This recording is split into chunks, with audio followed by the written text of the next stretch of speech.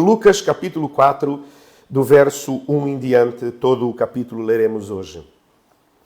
Lucas 4 diz-nos então assim: Jesus, cheio do Espírito Santo, voltou do Jordão e foi guiado pelo mesmo Espírito no deserto durante 40 dias, sendo tentado pelo diabo. Nada comeu naqueles dias, ao fim dos quais teve fome. Disse-lhe então o diabo: se és o Filho de Deus, manda que esta pedra se transforme em pão. Mas Jesus lhe respondeu: está escrito, não só de pão viverá o homem. E elevando, mostrou-lhe no momento todos os reinos do mundo. Disse-lhe o diabo: dar-te-ei toda esta autoridade e a glória destes reinos, porque ela me foi entregue e a dou a quem quiser. Portanto, se prostrado me adorares, toda será tua. Mas Jesus lhe respondeu: está escrito, ao Senhor teu Deus adorarás e só a Ele darás culto. Então o levou a Jerusalém e o colocou sobre o pináculo do templo e disse: se és o Filho de Deus, atira-te daqui abaixo, porque está escrito, aos seus anjos ordenará a teu respeito que te guardem. E eles te sustentarão nas suas mãos para não tropeçares em alguma pedra. Respondeu-lhe Jesus: dito está, não tentarás o Senhor teu Deus. Passadas que foram as tentações de toda sorte, apartou-se dele o diabo até o momento oportuno. Então, Jesus, no poder do Espírito, regressou para a Galileia. E a sua fama correu por toda a circunvizinhança e ensinava nas sinagogas, sendo glorificado por todos. Indo para Nazaré, onde fora criado, entrou num sábado na sinagoga, segundo o seu costume, e levantou-se para ler. Então lhe deram um livro do profeta Isaías, e abrindo o livro, achou o lugar onde estava escrito: o Espírito do Senhor está sobre mim, pelo que Ele me ungiu para evangelizar os pobres, enviou-me para proclamar a libertação aos cativos e restauração da vista aos cegos, para pôr em liberdade os oprimidos e apregoar o ano aceitável do Senhor. Tendo fechado o livro, devolveu ao assistente e sentou-se, e todos na sinagoga tinham os olhos fitos nele. Então passou Jesus a dizer-lhes: hoje se cumpriu a escritura que acabais de ouvir. Todos lhe davam testemunho e se maravilhavam das palavras de graça que lhe saíam dos lábios e perguntavam: não é este o filho de José? Disse-lhe Jesus: sem dúvida, citar-me-eis este provérbio: médico, cura-te a ti mesmo. Tudo o que ouvimos ter se dado em Cafarnaum, faze-o também aqui na tua terra. E prosseguiu: de facto, vos afirmo que nenhum profeta é bem recebido em sua própria terra. Na verdade, vos digo que muitas viúvas havia em Israel no tempo de Elias, quando o céu se fechou por 3 anos e 6 meses, reinando grande fome em toda a terra. Em uma delas foi Elias enviado, senão a uma viúva Sarepta de Sidom. Havia também muitos leprosos em Israel nos dias do profeta Eliseu, e nenhum deles foi purificado, senão Naamã, o sírio.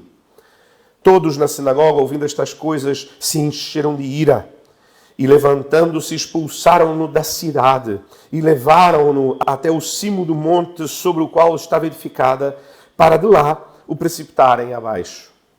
Jesus, porém, passando por entre eles, retirou-se.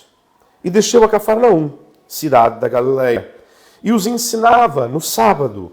E muitos se maravilhavam da sua doutrina, porque a sua palavra era com autoridade.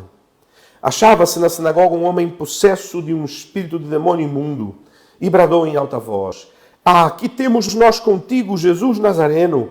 Vieste para perder-nos?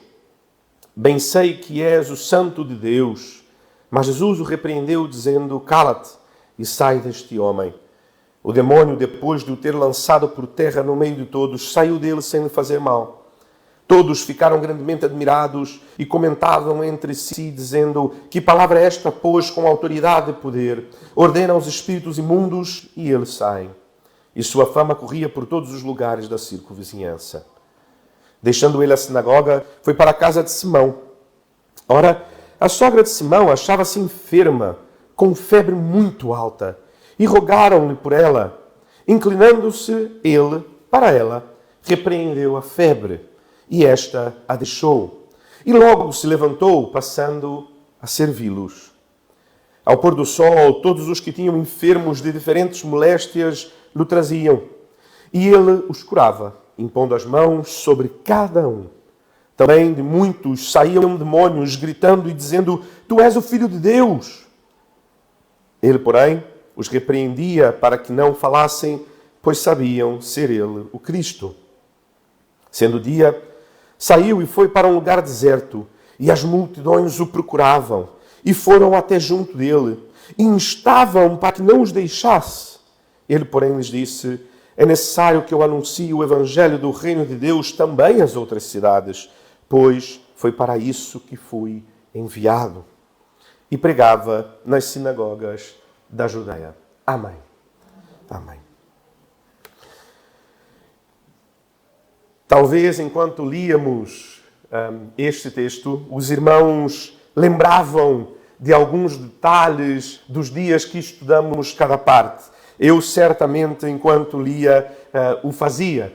E lembrava de tudo aquilo que o Senhor tem ensinado-nos e o Senhor tem falado aos nossos corações.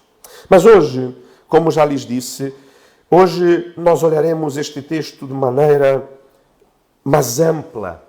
Porque é que então este primeiro capítulo do ministério de Jesus, este primeiro capítulo em que vemos Jesus começar a pregar e falar, por que é que Lucas então assim nos apresenta? Ele começa o capítulo por mostrar Jesus a ser tentado pelo diabo. Jesus, e ele diz, cheio do Espírito Santo, é conduzido ao deserto onde faz um jejum de 40 dias e 40 noites e então ali é tentado pelo diabo de muitas formas e o resiste com o conhecimento da palavra do Senhor, cheio do Espírito Santo. Então Jesus sai e vai começar a pregar. E o texto não diz exatamente onde ele pregava, apenas diz que estava ali na região da Galileia e começa então a ir às sinagogas e a ensinar, e as pessoas ficam maravilhadas com aquilo que ele ensina. Mas ainda não sabemos exatamente aquilo que ele está a ensinar.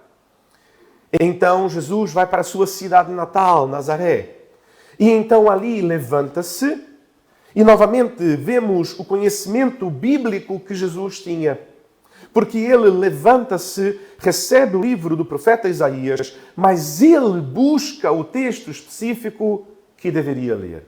Como os irmãos se devem lembrar, naquela altura não existia uma liturgia no sentido do texto que deveria ser lido e ele, portanto, apenas leu ou calhou de ser aquele dia ou dia específico. Mas foi Jesus que escolheu aquele texto que leu e que nós lemos aqui. Então, muitos também ficaram maravilhados. Mas, apesar de ficarem maravilhados, houve alguém que teve, a inteligência, a sabedoria, a perspicácia, não foi? Ao ouvir isto tudo e ao ver as pessoas realmente dizerem, olha, Jesus de facto é espetacular, que homem é este? Como fala com sabedoria, como fala com autoridade? Mas esperem lá, não é este o filho de José? Nós o conhecemos. E então Jesus responde a este homem, e não apenas a ele. Porque Jesus sabe que aquilo que este homem, ou esta mulher, disse, ecoou no coração daqueles que ali estavam. E Jesus então passa a dizer verdades a eles. E eles ficam tão irados que expulsam a Jesus da sinagoga, insatisfeitos e a achar que ainda é pouco, expulsam Jesus da cidade e eles ainda acham que é pouco e dizem, se nós o expulsarmos da sinagoga, ele continua na cidade e continua a falar. Se o expulsarmos da cidade, ele vai para outra cidade e vai continuar a falar. Vamos logo matá-lo, porque assim resolvemos de facto o problema. Menos um herege. Menos alguém a dizer que é o Filho de Deus ou a dizer que é o Messias prometido. Porque este, de facto, não é, nós o conhecemos. É o filho de José. Mas Jesus passa por entre eles. Apenas para seguir para Cafarnaum.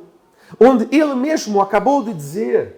Ele acaba de dizer aos irmãos ali na sinagoga em Nazaré que vocês vão pedir-me que eu faça-vos como fiz em Cafarnaum. Então o que é que ele faz para que se cumpra? Ele vai a Cafarnaum. E ao chegar em Cafarnaum, vai para a sinagoga e ensina com a mesma autoridade que havia ensinado. Mas desta vez em Cafarnaum é bem recebido. Ao contrário do que foi em sua terra, como ele havia acabado de dizer, que ele não seria bem recebido, porque o profeta não é bem recebido em sua casa, entre os seus. E então ele começa a fazer sinais, maravilhas e demonstrações de poder vinda de Deus. A primeira delas, um endemoniado que aparece diante dele e ele então expulsa o demônio apenas com uma frase. E o demônio joga aquele homem ao chão, mas não o faz mal e sai dele. Não obstante disto, sai da sinagoga e vai para a casa de Pedro, onde a sua sogra, já uma senhora de idade, está com febre muito alta. E febre muito alta nós sabemos que é perigoso. É sinal de que algo de facto não está bem no organismo. E naquela altura não havia antibióticos como temos hoje em dia, não havia os antitérmicos como temos hoje em dia, e portanto era preocupante. Podia mesmo vir a morte. Mas Jesus reclina-se sobre ela e repreende a febre. Ele não apenas ensina com autoridade, não apenas repreende demónios, mas ele repreende mesmo a doença. Mesmo uma febre muito alta. Ele repreende e a febre o deixa. Então, ao saberem disto, muitos começam a trazer os seus doentes para Jesus. Começam a trazer os seus doentes para Jesus e os seus endemoniados. Para que Jesus liberte os endemoniados, para que Jesus cure os seus doentes. E Jesus o faz com alegria. Só que é chegado o tempo de Jesus partir. Então Jesus sai de Cafarnaum e vai para o deserto. Só que o povo de Cafarnaum, ao contrário do povo de Nazaré, que expulsa Jesus da sinagoga, expulsa Jesus da cidade e planeja matá-lo, o povo de Cafarnaum, quando sabe, então, olha, amanhã acho que vou levar também, olha, o meu vizinho, acho que se calhar era bom que ele fosse lá ter com Jesus. Olha, mas Jesus já não está na casa de Pedro, foi-se embora. Ah, meu Deus, não, como é que pode? Cadê ele? Onde é que ele está? Olha, saiu por aqui, foi para aquele lado, em direção ao deserto. E o povo... E o texto diz que o povo vai atrás de Jesus e está a procurá-lo. Até que o acha e tenta convencê-lo a ficar. Senhor, fica. Precisamos do Senhor. Ainda há doentes a serem curados. Ainda há endemoniados a serem libertos. Ainda há muito que o Senhor ensinar. Fica conosco. Que maravilha, não é? E nós pensamos assim, pronto, ou seja, é assim que nós devemos ser. E Jesus os repreende. E assim percebemos que também mesmo esta atitude de eu quero Jesus para mim, eu amo tanto a Jesus, e Jesus vem cá ficar comigo, não é a atitude que Jesus deseja que tenhamos. Assim, quando descobrimos quem Jesus é e amamos a Jesus, nós temos o nosso desejo como o desejo dele. E então passamos a desejar Jesus. Os outros também precisam saber como nós sabemos. Portanto, o Senhor, vá, porque nós estamos aqui e estamos bem, porque já sabemos que o reino é chegado. Nós já vimos e experimentamos e sabemos que o teu reino é chegado. E então Jesus segue e já não mais está agora na região da Galileia e vai pregar na Judeia. Disse que não faria um resumo, mas acabei por fazer, não é? Um resumo básico. Para percebermos aqui algumas coisas. A primeira coisa, quando olho este texto, dou um passo atrás e olho este texto de maneira ampla, eu percebo aqui, num primeiro ponto, 4 pessoas, 4 identidades distintas que o texto se nos apresenta. A primeira é o demónio.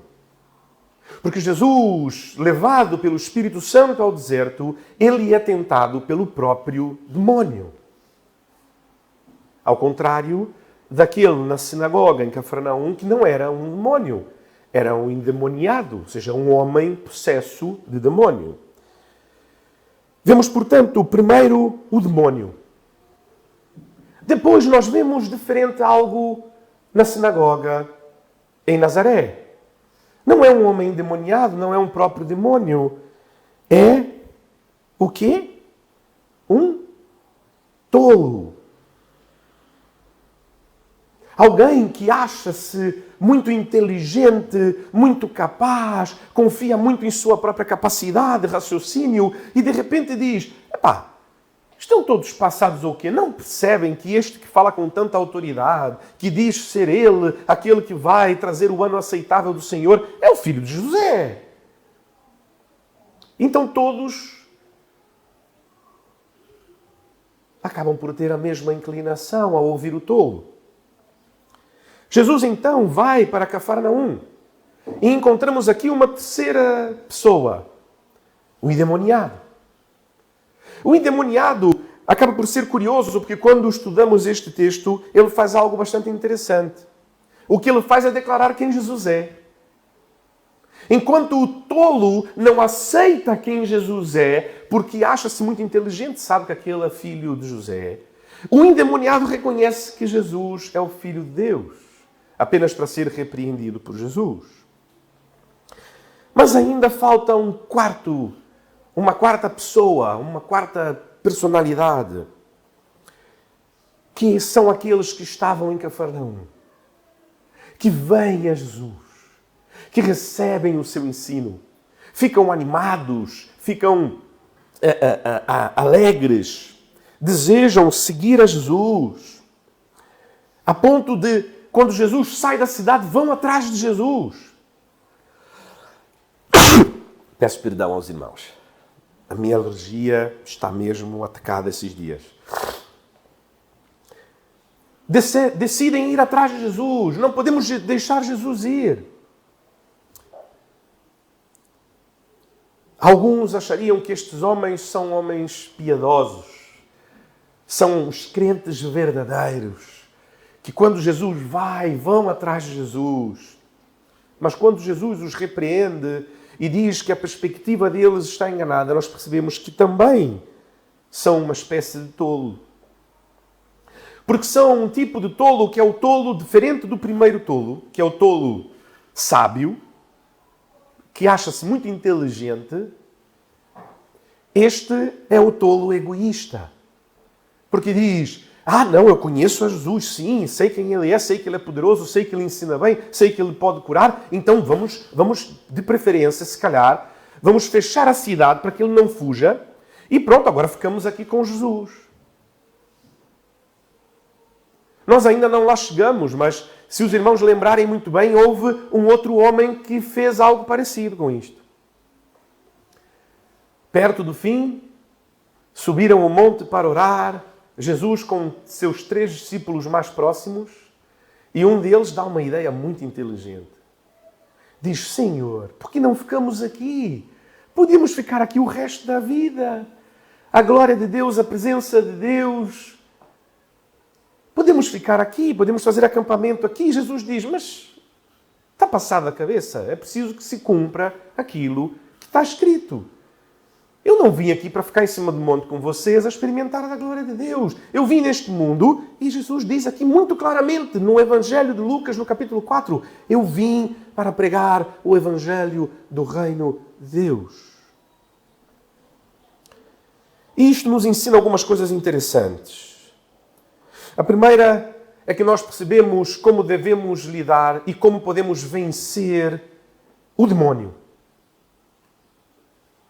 E a verdade é que, pastor, mas nós não temos como vencer o demónio.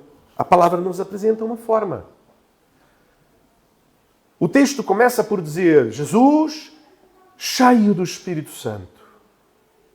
E conforme desenvolve-se este diálogo, percebemos que Jesus tem um profundo domínio e conhecimento da palavra de Deus, a tal ponto que nem o diabo pode enganá-lo.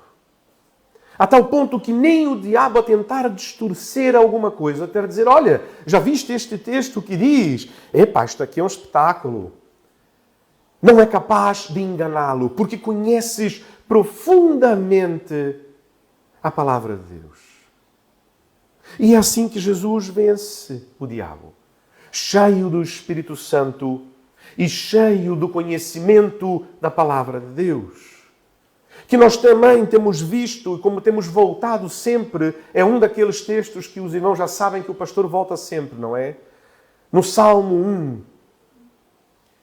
Bem-aventurado, e ele vai dizer, aquele que não, aquele que não, aquele que não, o seu prazer está na lei do Senhor, e na sua lei medita de dia e de noite. A coisa mais importante que podemos ter é o conhecimento da palavra de Deus. Porque só assim não seremos enganados. E quando digo não seremos enganados, eu não estou a dizer enganados por aqueles que não conhecem a palavra de Deus. Eu digo mais, enganados por aqueles que se dizem conhecer a palavra de Deus, enganados por aqueles que dizem conhecer a Deus, mas que só trazem engano a tentar levar alguns daqueles que de facto conhecem a Jesus. Mas Jesus vence o demônio cheio do Espírito Santo e cheio do conhecimento da palavra da verdade.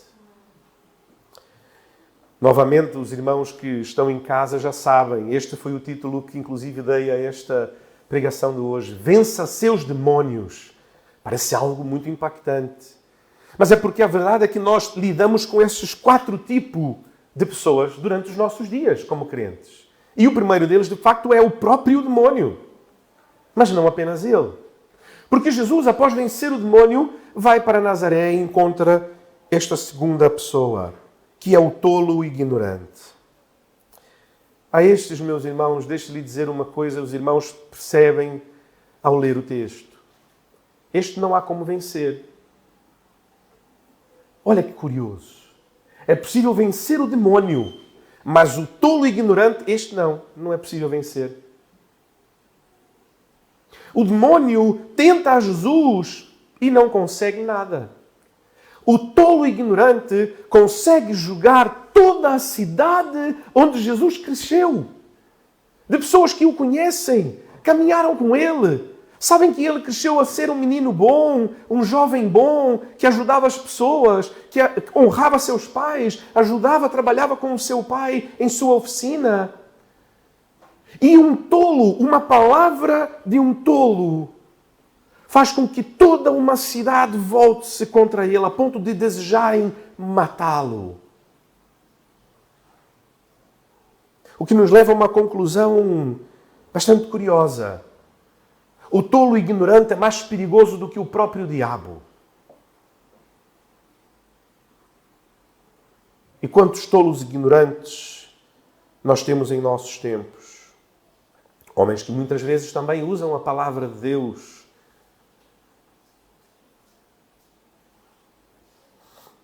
Mas Jesus não fica por ali. Acontece uma coisa interessante, porque diante do tolo ignorante, ele, por se arvorar em conhecimento e por não querer verdadeiramente conhecer a verdade, e porque é incomodado pela verdade, ele ira-se. Porque Jesus não tenta contemporizar. O que Jesus faz é apresentar a verdade tal como é. E ele não consegue aceitar, a ponto de irar-se e desejar matar a Jesus. Então Jesus vai para Nazaré e encontra com o terceiro tipo de pessoa, o endemoniado. E aqui uma coisa interessante que aprendemos.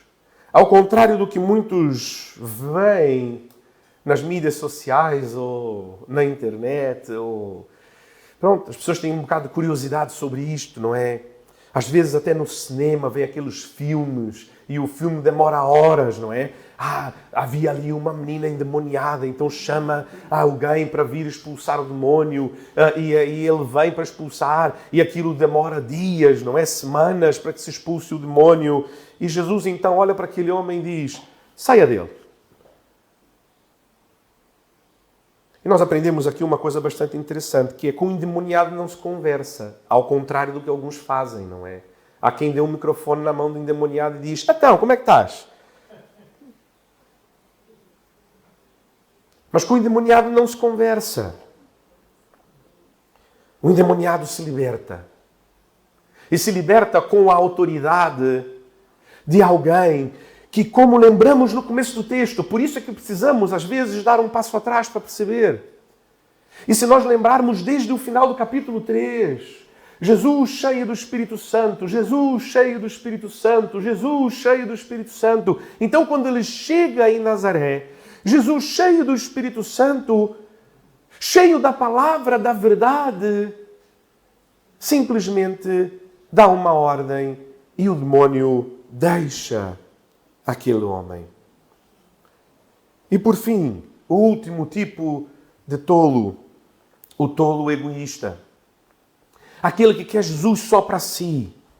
Aquele que pensa, como já falamos, inclusive no último domingo, aquele que pensa que Jesus é para mim.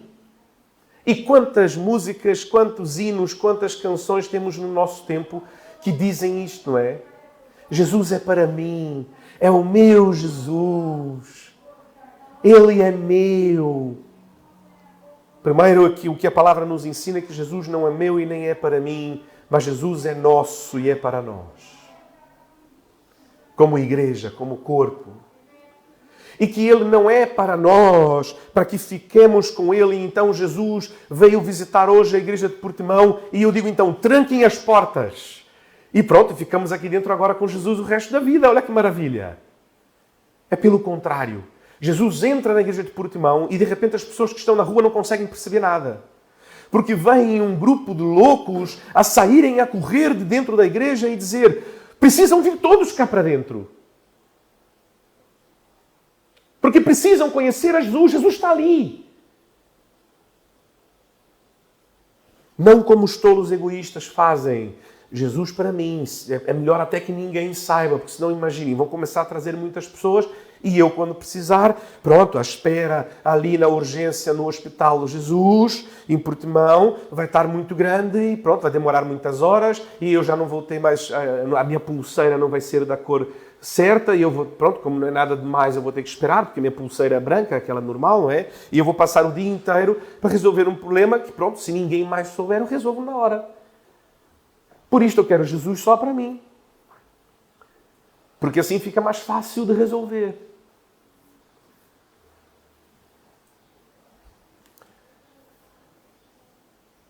Os egoístas também são tolos por uma questão muito simples. Ignoram o princípio básico da missão de Jesus.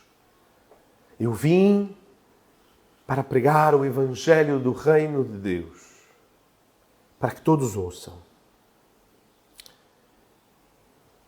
E para concluirmos esta nossa primeira parte, deixe-me lhe dizer uma coisa. Não se preocupe com o demónio, nem se preocupe com endemoniados. Para isto é simples.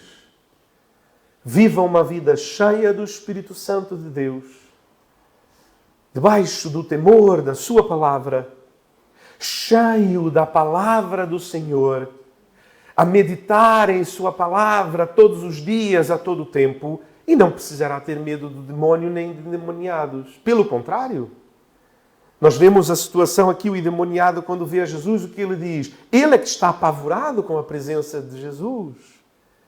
Então a presença de Jesus em nós, do Espírito Santo em nós, nós não precisaremos temer.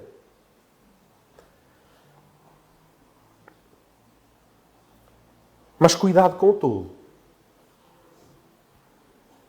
Porque o tolo, com a sua sabedoria humana, pode causar um dano enorme. Por isso, digo-lhes, como diz o Salmo 1, bem-aventurado, ou feliz, ou abençoado aquele que não anda segundo o conselho dos ímpios. E o ímpio tem dois sentidos a palavra. Ímpio é o impiedoso, aquele que não tem piedade. Ou ímpio, aquele que não é pio, aquele que não é crédulo. E olha como essas duas coisas andam juntas, não é? Aquele que não crê, ele é cheio de impiedade. Porque afinal, se não crê em Deus, não crê que será julgado, o que o freia? O que o para? Matar alguém é como matar uma formiga. A formiga come Acabou-se. O Zé incomodou-me, é igual. O Zé e a formiga são iguais. Não têm alma, não têm espírito, não vão para lugar nenhum depois, não vou ser julgado depois por isto. Pronto, veja. Cheio de impiedade. Porque não tem temor do Senhor. Que ao abrirmos o livro de Provérbios, começamos que o princípio da sabedoria é o temor ao Senhor. Portanto, o tolo, ele é perigoso. Porque aquilo que ele diz pode parecer sábio. Pode parecer que faz sentido.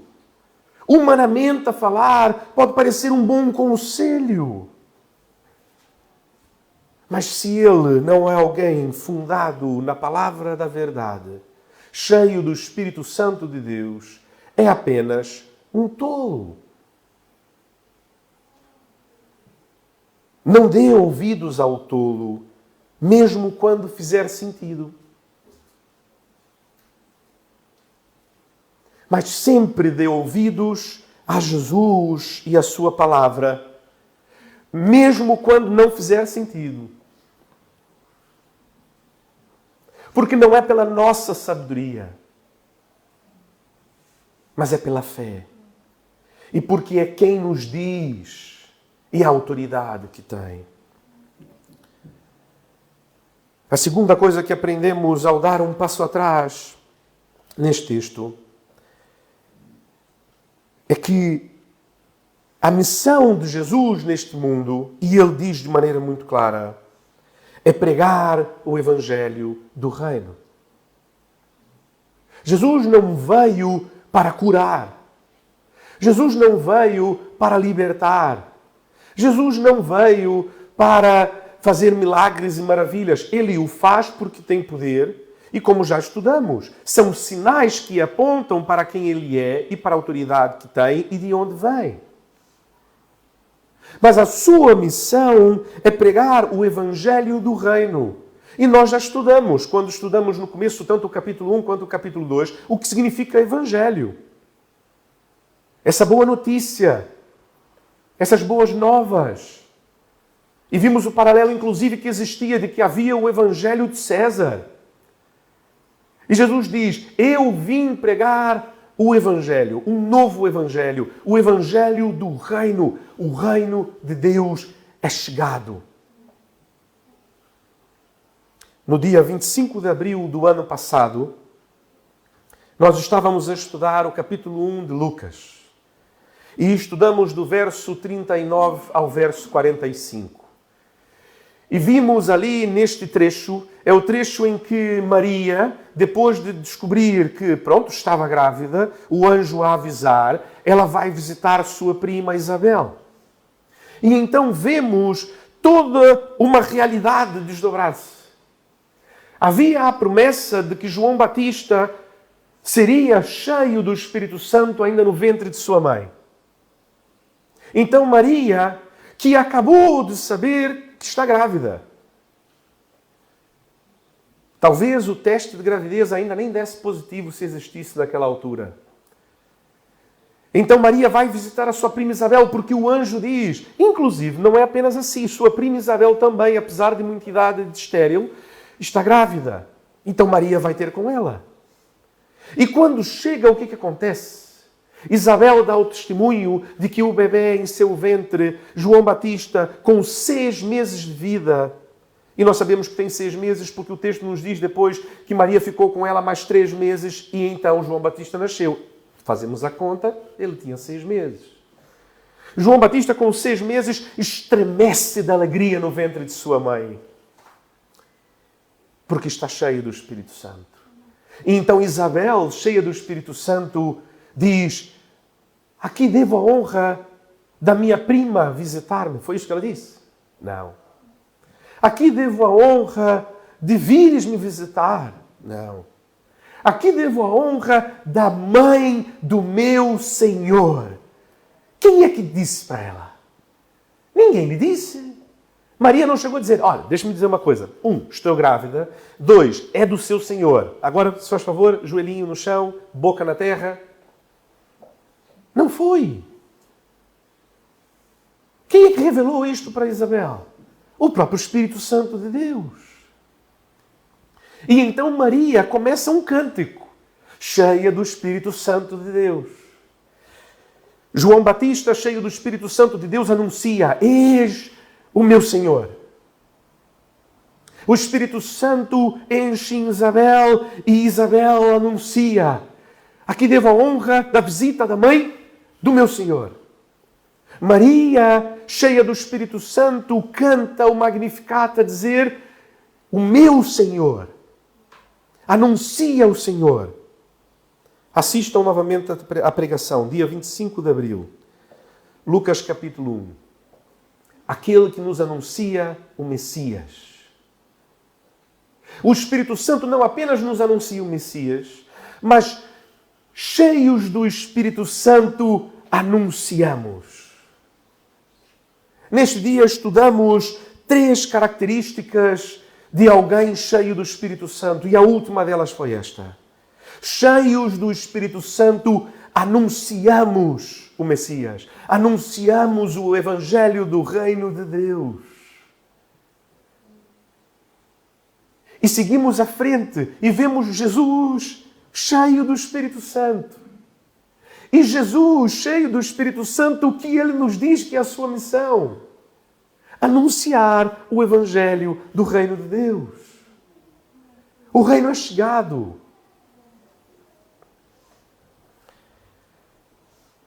Ora, se esta é a missão que Jesus mesmo disse que teria, se nós vemos que uma das marcas da presença do Espírito Santo na vida do crente é que este, cheio do Espírito Santo, anuncia. Resta-nos então uma pergunta pessoal e íntima. Tens o Espírito Santo? Amém. Amém. Porque se entregaste a tua vida a Jesus, tens o Espírito Santo. Se confiaste nele, se entregaste a tua vida a Ele, tens o Espírito Santo. Porque como já estudamos no Evangelho de João, Jesus diz que nos deixará o Espírito Santo. Nos deixará o Paracletos, o ajudador, aquele que nos fortalecerá em nossos dias, em nossa caminhada. Em Gálatas 5, Paulo vai dizer que é Ele que em nós vai dar o fruto de Deus. Se já entregaste a tua vida a Jesus, tens o Espírito Santo. Mas pode ser que não estejas a experimentar uma vida guiada por Ele. E também já temos falado disto. Talvez tenha convidado Jesus para entrar na tua vida, mas tenha dito: olha, entra, mas não faz muita confusão, se faz favor, senta aqui no canto, deixa-me arrumar as coisas. Quando, na verdade, o que nós deveríamos fazer é: Jesus, entra. Eis a tua casa, está aqui, faz o que quiseres de mim, eu é que vou sentar-me no canto, porque, se eu sei que se eu for tentar arrumar, eu só vou bagunçar mais. Ajuda-me, Senhor, a arrumar a minha casa. E sermos guiados por Ele. Conduzidos por Ele. Já falamos até este exemplo, não como se Ele fosse um GPS, mas de facto entregarmos a condução do carro da nossa vida nas mãos dele. O que nos deixa então esta pergunta: quem tem guiado a sua vida? Quem tem reinado sobre a sua vida? Tem sido tu ou o Espírito Santo de Deus que verdadeiramente o tem guiado? Porque nós estudamos o final do capítulo 13, o começo do capítulo 4, e nós lemos Jesus guiado pelo Espírito Santo, Jesus cheio do Espírito Santo, Jesus levado pelo Espírito Santo. Então há muitas pessoas que leem estes textos e dizem assim: eu quero conseguir resistir o diabo como Jesus. Eu quero conseguir expulsar demônios como Jesus. Eu quero curar como Jesus. Eu quero ensinar com a sabedoria que Jesus ensina.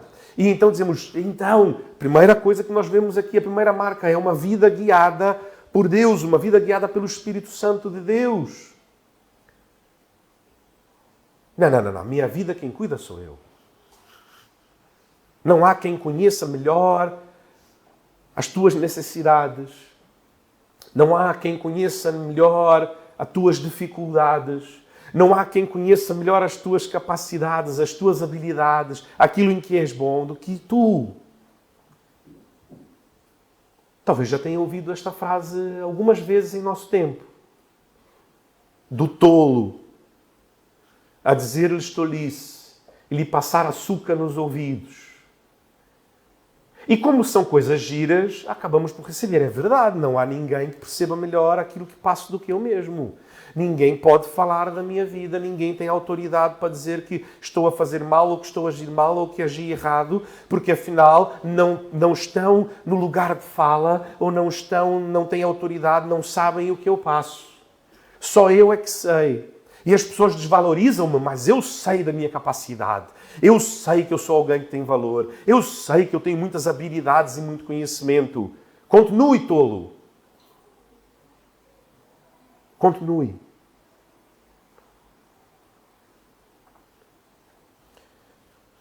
Mas Jesus diz-nos que apesar de quem somos,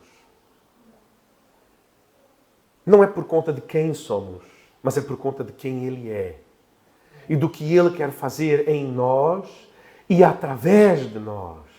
E o que Ele vai fazer em nós enquanto opera através de nós a anunciar o reino por meio de nós.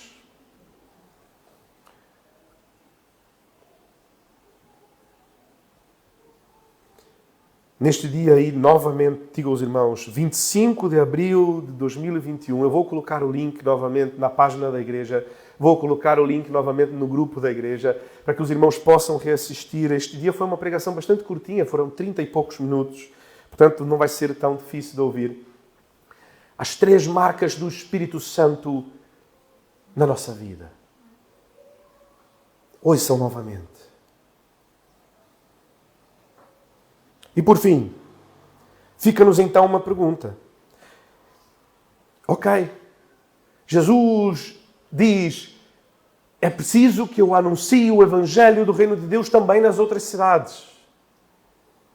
Então podemos ficar com a pergunta, qual é o Evangelho do Reino? Mas que Evangelho do Reino é este? Porque ainda não ouvimos, não é? Será que não? Estamos atentos? Tem estado atento, tem estado realmente a prestar atenção naquilo que lemos e no texto que temos estudado. Porque Jesus anunciou o Evangelho do Reino na sinagoga em Nazaré. O que é um reino? Devemos lembrar que Lucas é um gentio a escrever um Evangelho para gentios. E o gentio sabe muito bem o que é um reino.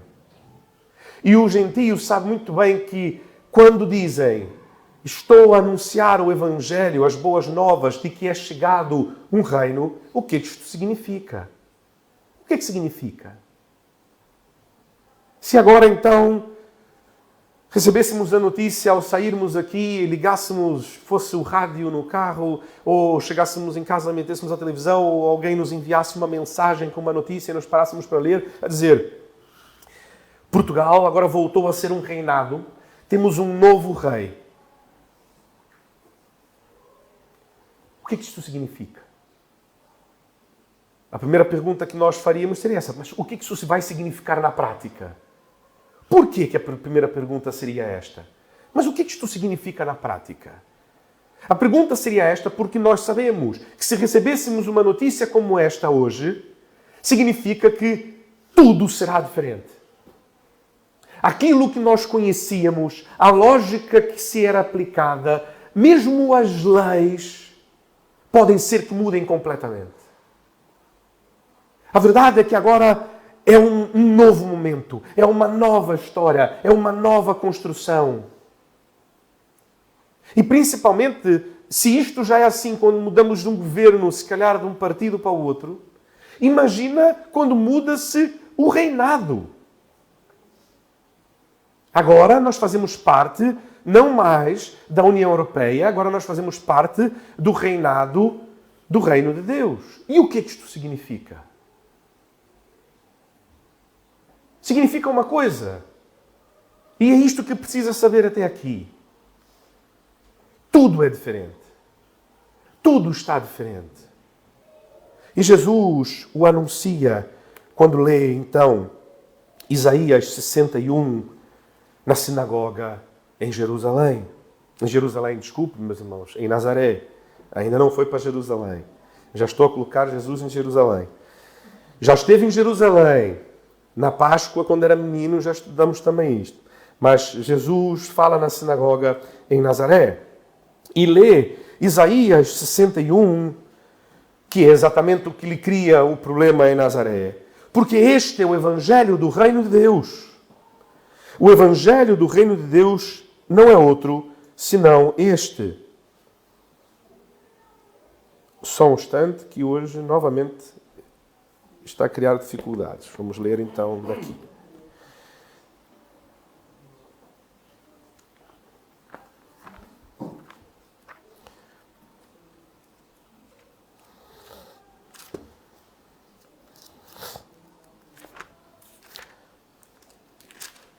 Pronto, consegui no fim. Verso 18. O Espírito do Senhor está sobre mim, pelo que me ungiu para evangelizar os pobres, enviou-me para proclamar libertação aos cativos e restauração de vista aos cegos, para pôr em liberdade os oprimidos e apregoar o ano aceitável do Senhor. Se ainda tem dúvida quanto ao que isto significa, nós dividimos este texto em duas pregações que os irmãos também podem ouvir, e estas pregações foram feitas aqui há algumas semanas atrás. É chegado o reino. O gentio que ouve isto percebe muito bem aquilo que quer dizer. Agora tudo será diferente, tudo mudou. E se lembrarmos aquilo que João Batista dizia, também lembraremos aquilo que precisamos fazer. Mais do que estarmos preocupados em perceber, mas o que será diferente? Mas quais as regras deste novo reino? Mas qual lei é que agora é válida? Lembremos de uma coisa. O anúncio de João Batista, assim como será o anúncio quando chegarmos em Atos, o anúncio feito por Pedro, é um chamado ao arrependimento. Arrependam-se. O reino é chegado. Arrependam-se. E então, vemos aqui aquilo do que devemos nos arrepender, baseado naquilo que estudamos hoje. Quem aqui é que ousaria dizer: sou um profundo conhecedor da palavra de Deus? Levanta a mão. Percebam que nem o pastor levantou a mão.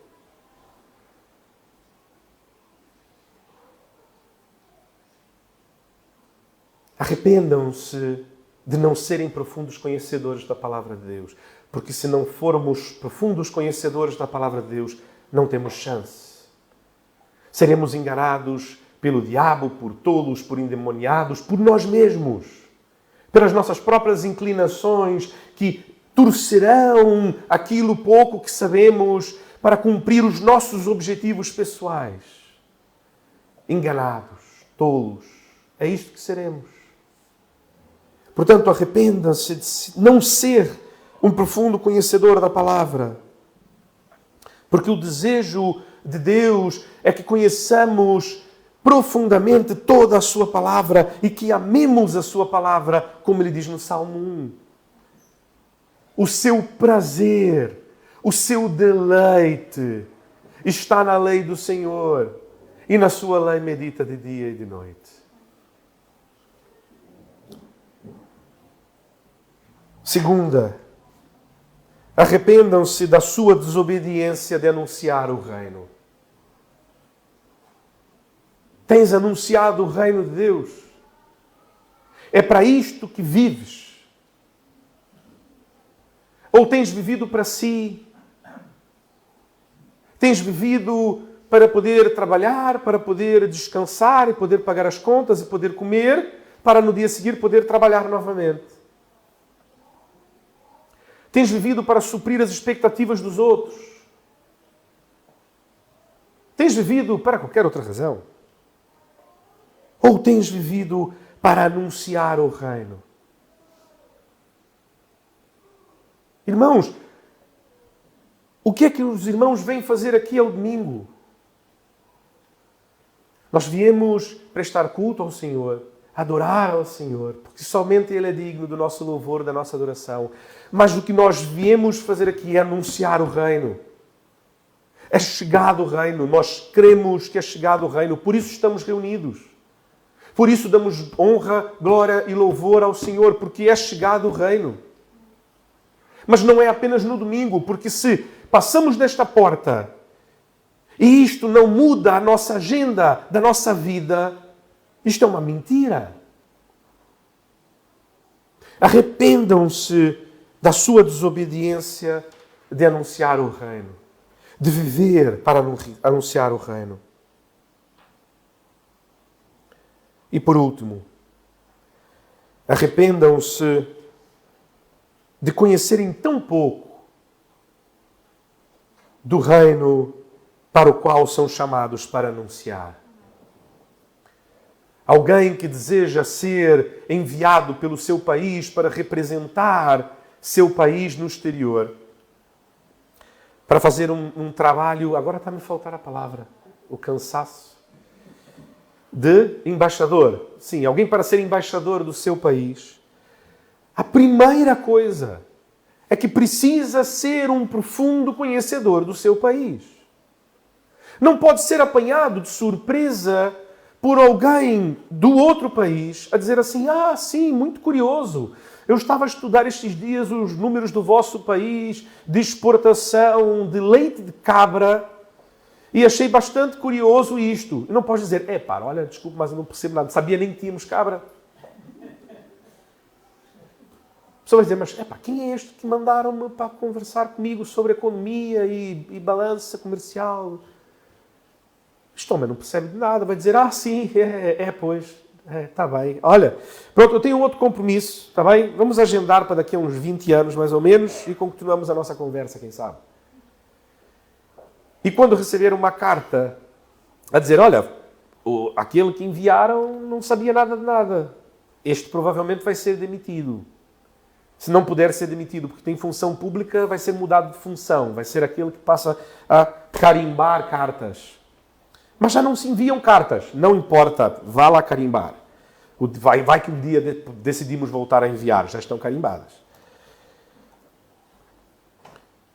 Arrependam-se de conhecer tão pouco do reino do qual são embaixadores.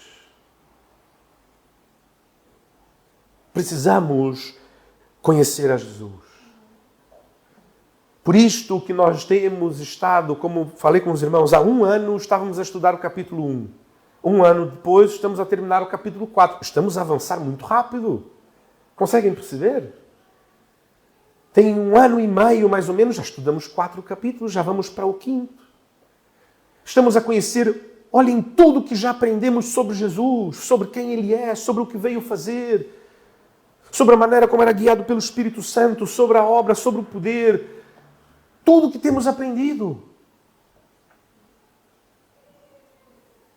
Eu tenho aprendido muito mais neste último 1 ano e meio, muito mais profundamente destes mesmos textos. E espero que os irmãos assim também. Porque desejamos conhecer a Jesus e a conhecer o reino que Ele anuncia, para que possamos de facto ser bons embaixadores. Arrependamo-nos então de conhecer tão pouco. Porque então não temos o que dizer quando pessoas dizem: olha, mas sabe que na Bíblia também diz assim, assim, assim. E às vezes nós nos vemos sem respostas, não é? Porque não sabemos muito bem, não percebemos muito bem o contexto, não conhecemos muito bem aquela história, ou a teologia que está envolvida naquilo, e então ficamos calados. E ao invés de termos uma oportunidade, porque vejam, cada vez que alguém os confronta é uma oportunidade de apresentarem o reino, de fazerem o vosso trabalho. Mas quantas vezes, ao invés de oportunidades, nós vemos a intimidação? E ficamos calados, quase com vergonha. Quantas vezes até preferimos que nem saibam que somos crentes. É até melhor, porque assim eu não tenho que responder, porque se me perguntarem não sei.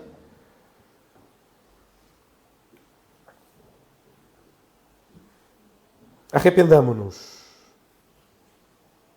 de não sermos conhecedores profundos da palavra de Deus, guiados pelo Espírito Santo de Deus em cada detalhe de nossas vidas, da nossa desobediência ao Senhor em anunciar o reino de Deus e de conhecermos tão pouco este reino para o qual somos chamados para ser embaixadores. Verdadeiramente arrependam-se. Porque a diferença entre a culpa e o arrependimento é que arrependimento foi aquilo que Pedro sentiu. E foi curado por Jesus. E foi amado por Jesus. E depois de ter negado a Jesus 3 vezes, ouviu de Jesus que este o amava. Enquanto a culpa foi o que fez Judas comprar um campo e uma corda, subir em uma árvore e arrancar a própria vida. Culpa leva à destruição. Arrependimento leva à restauração e à vida. Portanto, nos arrependamos esta manhã e peçamos ao Senhor, Senhor, perdoa-nos. Perdoa-nos. Restaura-nos. Transforma-nos com o Teu Espírito Santo, para que possamos então honrar verdadeiramente a Tua palavra. Oremos ao Senhor. Senhor Deus e Pai, nós nos colocamos diante do Senhor arrependidos.